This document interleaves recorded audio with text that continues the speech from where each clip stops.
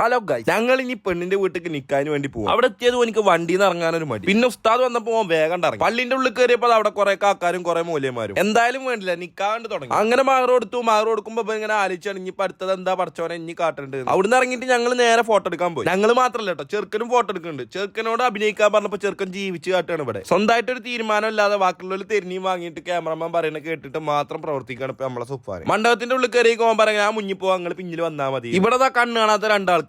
ഏതാ പോലെ ചിരിയില്ലേ. നമ്മളെ ചെറുക്കനുള്ള ഈ കോസ്റ്റ്യൂം നമുക്ക് സെറ്റ് ചെയ്ത് തന്നിട്ടുള്ളത് ചുങ്കത്തുള്ള ഗ്രൂമെക്സ് റെന്റൽ ഷോപ്പാണ്. കല്യാണം ആയിക്കോട്ടെ, നിക്കാ ആയിക്കോട്ടെ, ഫംഗ്ഷൻ എന്തും ആയിക്കോട്ടെ, നിങ്ങൾക്ക് പറ്റിയ സാധനങ്ങൾ അവിടെ ഉണ്ട്. പുതിയ മോഡലിലുള്ള വെറൈറ്റി കളക്ഷൻസ് അവിടെ ഉണ്ട്. പെണ്ണ് വരുമ്പോ എന്തൊക്കെയാ ചെയ്യേണ്ടതെന്ന് പറഞ്ഞു കൊടുക്കാണ് ഇപ്പൊ നമ്മളെ ഷാമിൽ. അങ്ങനെ നമ്മൾ ഈ ഓന്റെ കാത്തിരിപ്പിന് ശേഷം നമ്മളെ പെണ്ണ് ഇതാ വന്നിരിക്കുന്നു. പെണ്ണിനെ കണ്ടേക്ക് ചെറുക്കന്റെ മനസ്സിൽ കൂടി ഇതാ എന്തൊക്കെ പാറിക്കളിക്കുന്നു. ഇപ്പൊ നിങ്ങൾ കാണുന്നത് കണ്ണുകൊണ്ട് ഹൃദയം കൈമാറുന്ന ചരിത്രമായ മുഹൂർത്തമാണ്. രണ്ടാളും തമ്മിൽ അങ്ങോട്ട് മാറിക്കൊണ്ടിരിക്കുകയാണ്.